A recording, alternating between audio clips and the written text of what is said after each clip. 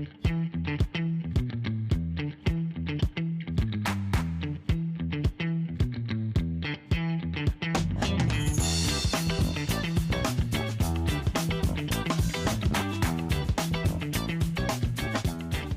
to the most important podcast ever. I'm Brian Dunn, and today I have the pleasure of sitting down with someone I have known and respected for many years, Steve Jensen. Steve has built an extraordinary career leading organizations across manufacturing, retail, customer experience, supply chain, and operations. He's held executive leadership positions at companies including Best Buy, Premium Retail Services, Lazy Days, Gander Outdoors, Pet Supermarket, leading businesses ranging from startups to billion-dollar operations and teams numbering in 1,000. And he's done so both domestically and internationally. But what has always stood out to me isn't just Steve's resume. I've always admired and respected Steve for his relentless drive, his unwavering integrity, and his genuine commitment to making everyone around him better. Whether he was leading a small team or an organization of thousands, Steve consistently invested in developing people, building strong cultures, and helping each other reach their potential. I've always believed that the true measure of a leader isn't simply the numbers they produce or the titles they earn.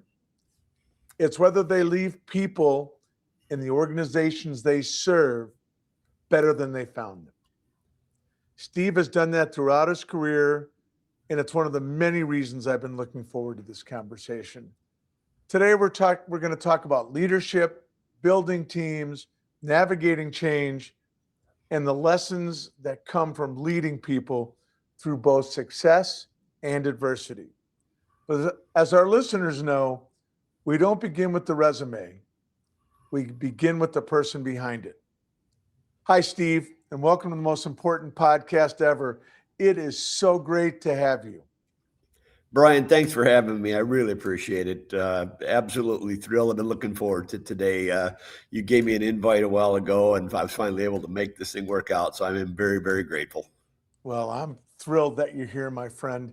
I spent a lot of years, in the early days when Steve and I met each other, it was like we were good players on different teams, but we all were part of the same enterprise, and we'd come together and it was like an all-star game.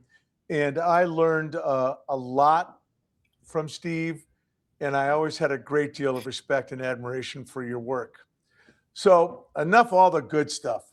Yeah. Tell us about where you grew up, Jens. It's pretty simple, humble beginnings. I think many are. I grew up on a hog farm in the middle of Iowa. And, it was a house that was built around 1900. It had the old school cellar door, wooden door that you would lift up to go down into the lower basement. The basement downstairs was a dirt floor with limestone rock walls. And I share that because that's where we went to every day before and after school. And you think of things like that, and that kind of shapes who we become, right? So that's where I grew up. So. What were your biggest influences growing up? Oh my gosh. Probably it was interesting, Brian, because I grew up, keep in mind now, this is 60s, in 70s. And I grew up in a time when I grew up in a yours, mine, and ours family, which at that time was kind of not talked about, like today it's more commonplace. And having 10 siblings from a variety of marriages and such, we tended to kind of do our own thing. And so I developed, that's backdrop for how I became a very, very self-reliant, independent cuss that I am today, probably too much so at times. At times it's been an absolute windfall, and at times it's been the bane of people's existence around me because I do it myself. It's so true. I'm so sorry. It's so true. And it explains a lot about your self-reliance and your commitment, I think, to the teams you built. Um, I'm really curious. Did you always see yourself becoming a leader, Steve? Actually, not at all. I think some do, but for me, that wasn't in any way kind of my destination. Certainly became my journey. And once I got into it, again with that kind of a backdrop, I realized fairly early on, and I think I was blessed to have figured it out fairly early on. I wanted to make sure people fit, that they felt they belonged, that they knew they were part of something bigger, greater, more important than just this thing we were doing in the moment. And I think that's probably what propelled me into leadership. And once I got a taste of it, Brian, I was insatiable. I mean, I was reading just incessantly leadership books in my early career. I remember we officed next to each other for a We, while. we did for a period And of I time. remember always looking in your office, taking a peek at what book was on the desk and Yeah, what has Gents got going now. yeah. And it always fascinating. What was your early career like, Steve? Um, well, early career would have been military for me. Growing up where I grew up, the one thing that I knew that I wanted was to not be a farmer. Growing up on a farm, like I got to get out of here, which led me to enlist in the military when I was 17. I actually had to have parental consent to do it and went into the military. I was a military policeman. Again, the things that forge us and who we are and how we show up Yeah. in the world as leaders, right? And getting into the military, everything was by the book, very orderly, very, on purpose, very decisive. And in my specific role in law enforcement, I was held over in boot camp to get a very high government security clearance because I was just this vanilla candidate to do background checks, and I ended up getting a crypto clearance in the government so that I was able to see anything that went in and out of listening stations around the world. Wow. Uh, that's so amazing. And it explains so much. I worked with Steve for many, many years. I don't remember you ever uttering an excuse. Ever. No, no. Ever. Yeah. I mean, we could have a blizzard with 20 inches of snow and we'd miss our numbers for the weekend in December. And you just weren't having any part of the weather at No. all. I Should have shoveled it out. Should have figured it out. it's we're laughing, but Yeah. I've heard Steve utter words just like that. Not far from that, probably. So were there a lot of lessons? There had to be that you brought from the military into your multi-management career. Um, yeah, I mean, you Multi-unit kind of, management, yeah.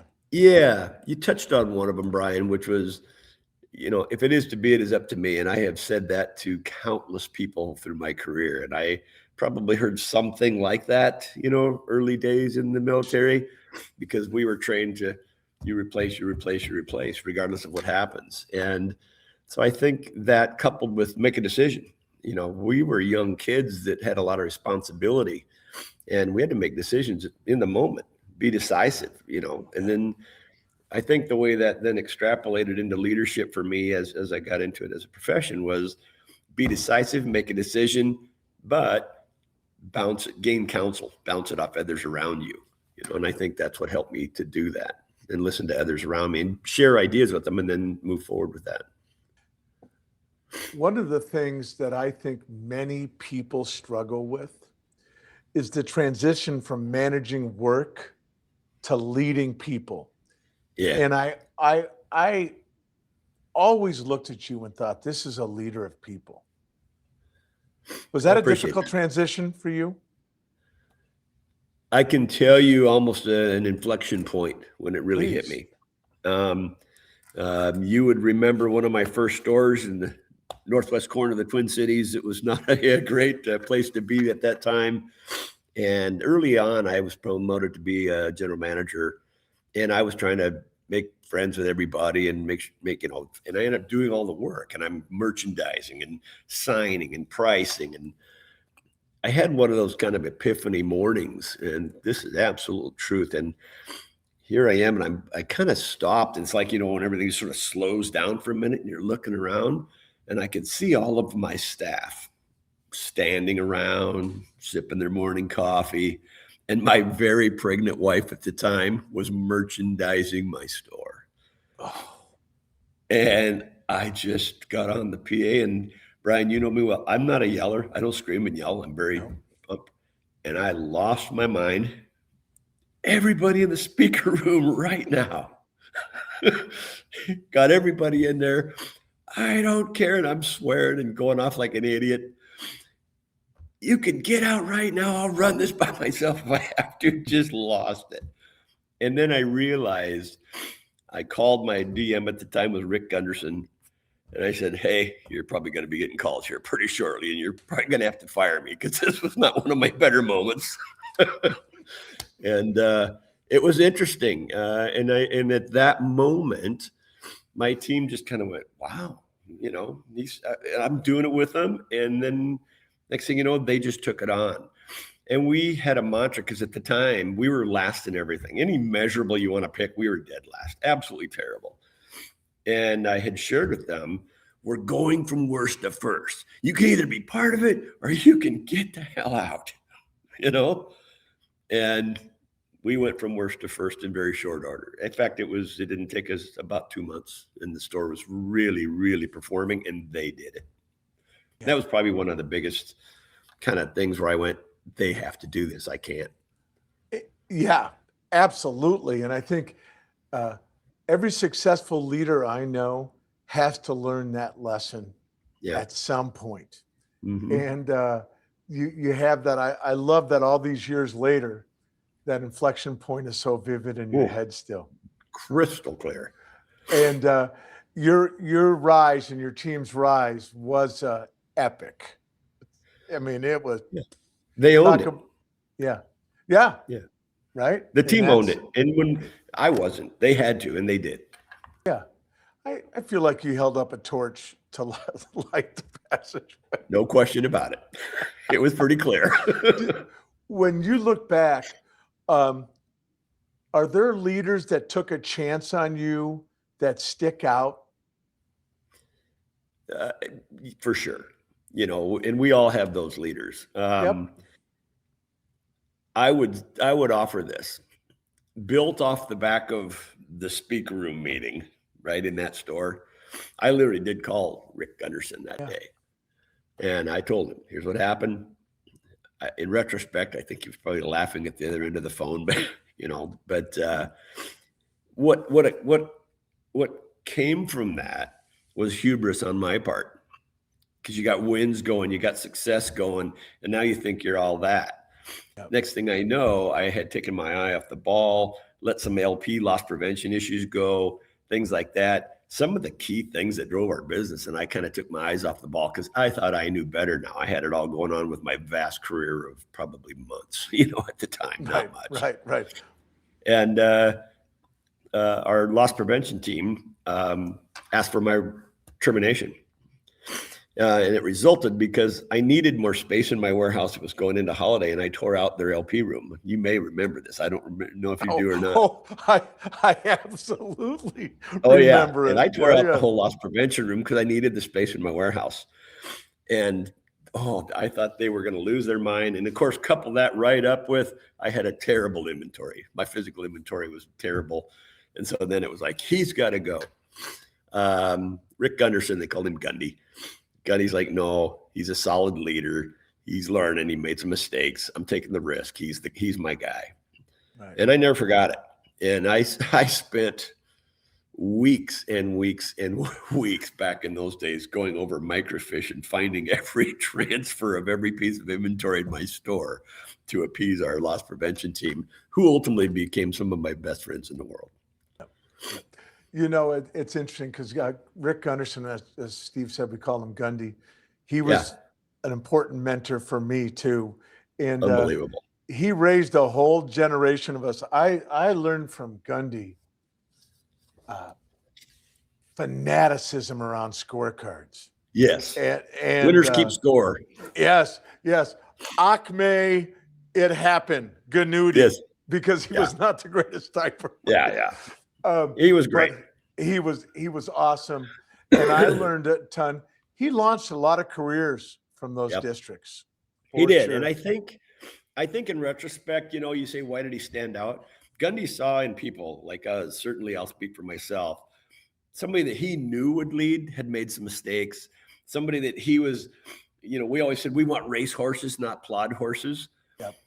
And he knew when to give rein and let you go and let you run, and when to go, hey, slow down just a bit here.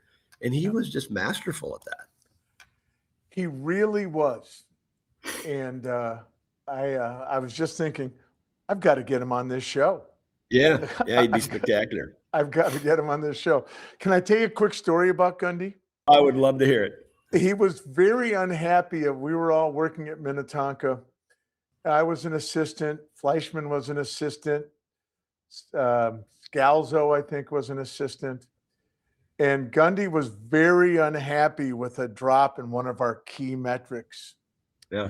And he took a dry erase marker because I think Daniel made a joke and he threw it and Daniel ducked and it hit me right in the lip and split my lip. Yeah. And Gundy wasn't trying to hit anybody. And people are listening outside the manager's office because they like to hear what's going on in the meeting. And I walk out with a bleeding lip and I'm like, you guys got to sell more accessories, man. Yeah. As you're bleeding, then they go running. They did. Brian's taking a beating for us. Yeah, that's right. Do a better job. That's so funny. Right on. Is there a leadership lesson that you had to learn the hard way that sticks out?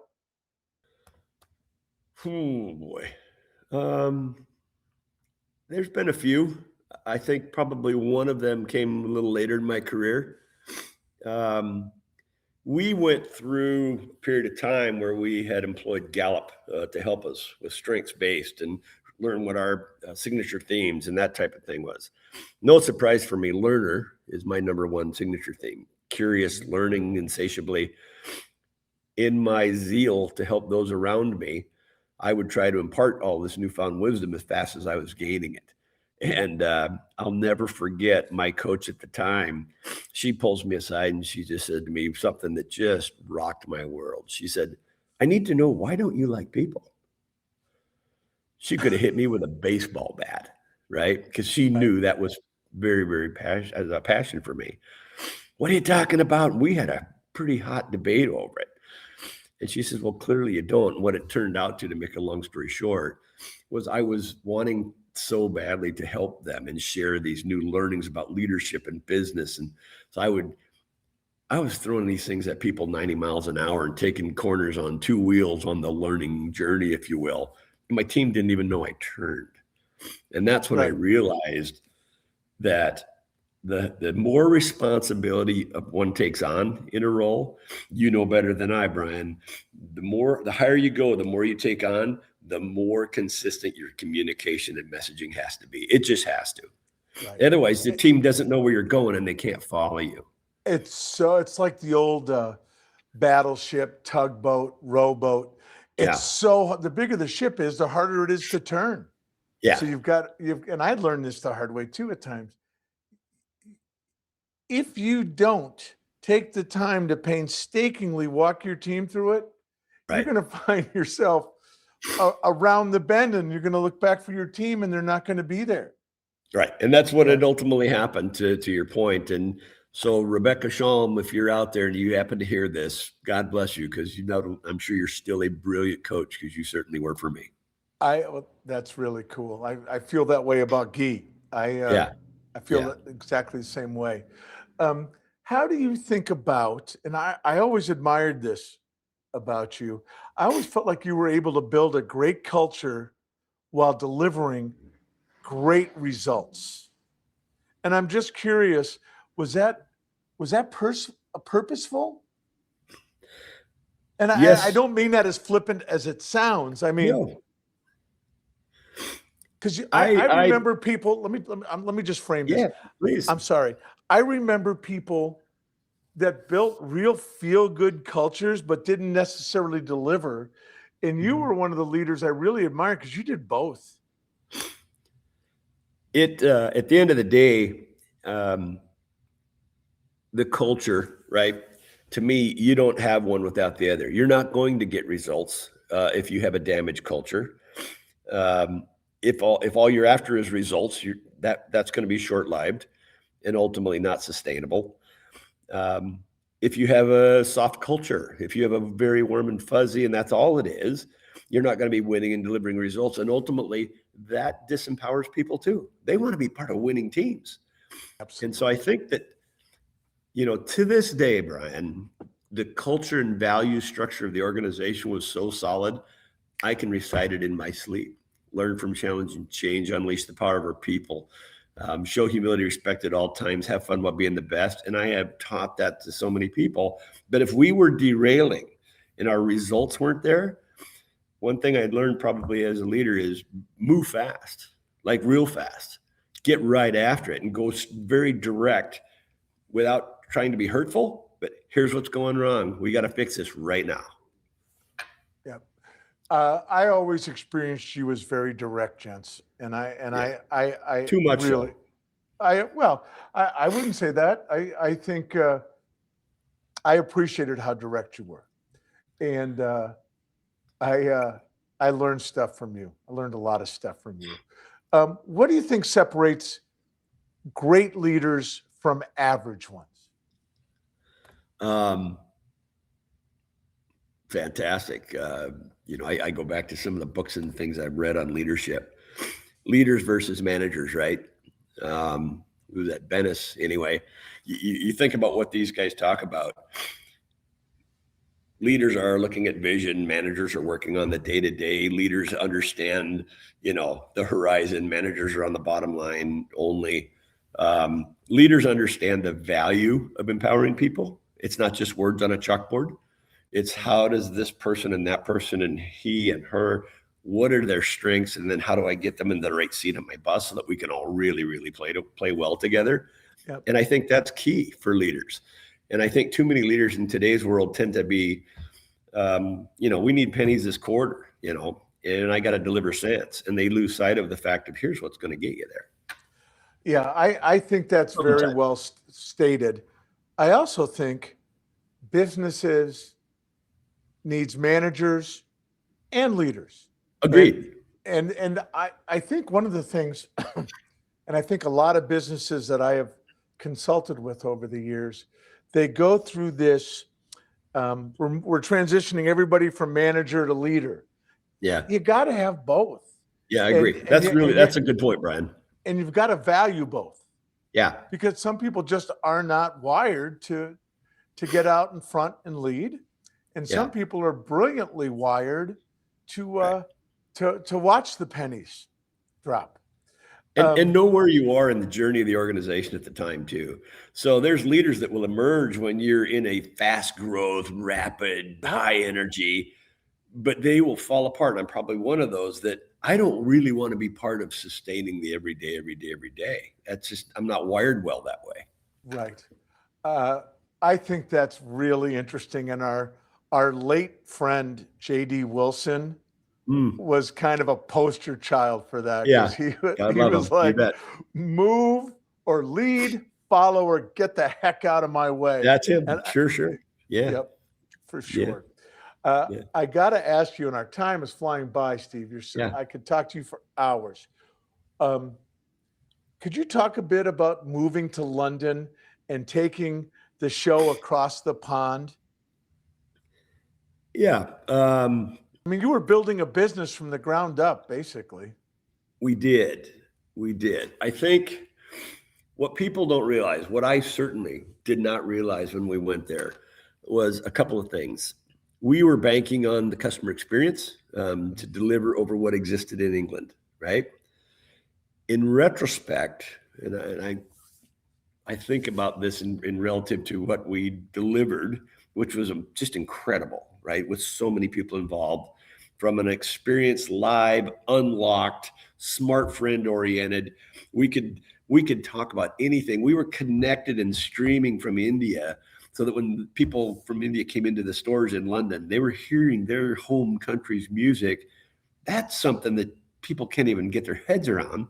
And at the time, everything in the UK was all locked under behind glass, and no customers were allowed to touch anything. In retrospect, all of that comes with a cost. Yeah. And we may have been ahead of our time slightly in that regard, and not really said what is it we want to deliver and when.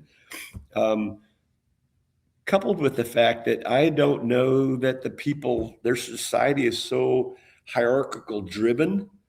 You're at this socioeconomic strata forever to be there.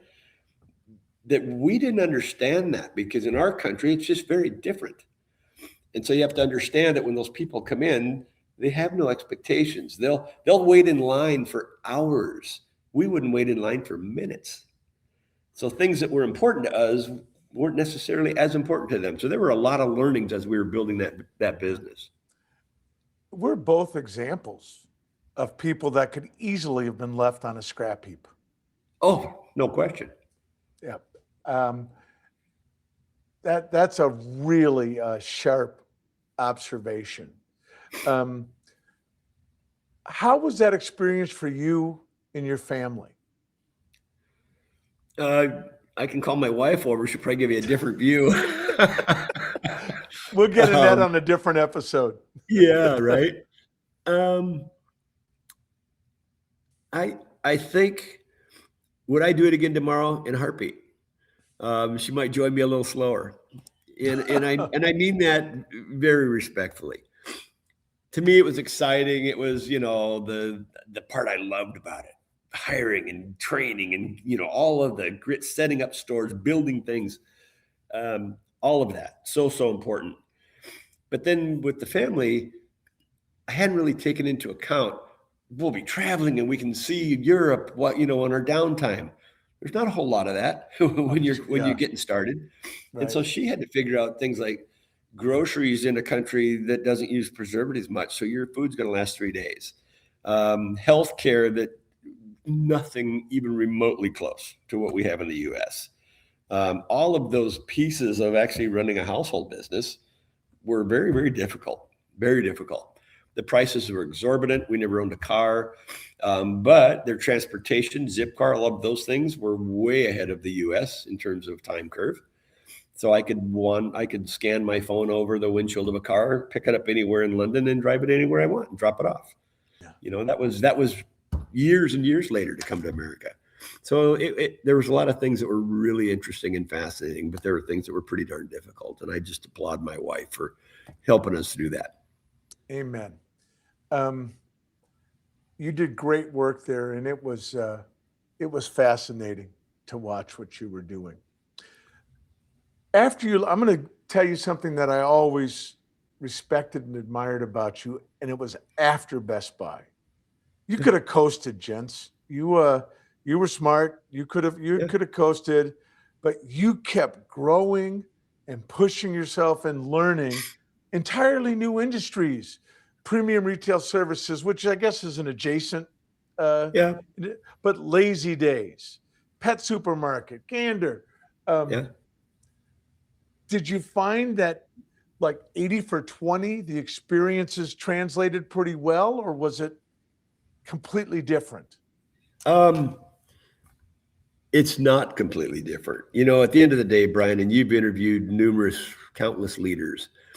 It might be a different widget, but leadership and management and it largely the same. You may have a different widget that you're selling. But what is different is if all you've ever grown up in is one vertical and you haven't experienced other verticals in business and industry, that's all you know.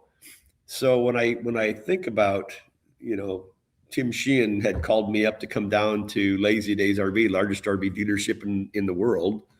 And I told him, I said, Tim, I don't know RVs, and I know how to fix things. I know business, and I love managing people. So he goes, I know. Come down and help me fix this service business.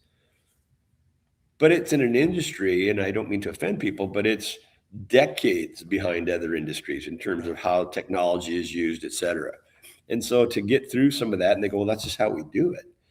And they really weren't interested in hearing outsiders' views per se of how you might want to think differently. So that was interesting. And it also taught me another lesson, Brian, which was we were afforded the luxury of extreme education in retail in what we did. And when you go to other industries and so forth, you expect them to be at that same plateau. Many aren't. Some are better, and some are just aren't. And so then you kind of go, well, you should know this. And I've talked to some of our former colleagues that said, we take the leadership binders off the shelf and blow the dust off them, so to speak, from a decade past, and bring some of those same principles to life. And they're the exact same principles. So I have two questions I want to close on, Steve. Yeah. And the first one, if you had an hour with every new manager / leader in America, regardless of industry, they could be in politics, any leader, what would you teach them? What would you spend that hour on? You're going to find yourself with challenges. And if I learned anything from all of the industries, and I do mean all of them, when you find problems or challenges, quickly and as fast as you can, find the people that are the closest to those problems and challenges. They're probably line level, a manager here or there, a regional player, and go seek them out and say, what do you think we need to do to fix this? Because they probably know. The voice, and then move with speed. Don't wait. Don't hang out. I used to tell people, many people in the company will do things better than I would have done them, but I'll have 8 of them done and one kind of wobbly and one was a complete mess while you're still working on number 2. You got to move.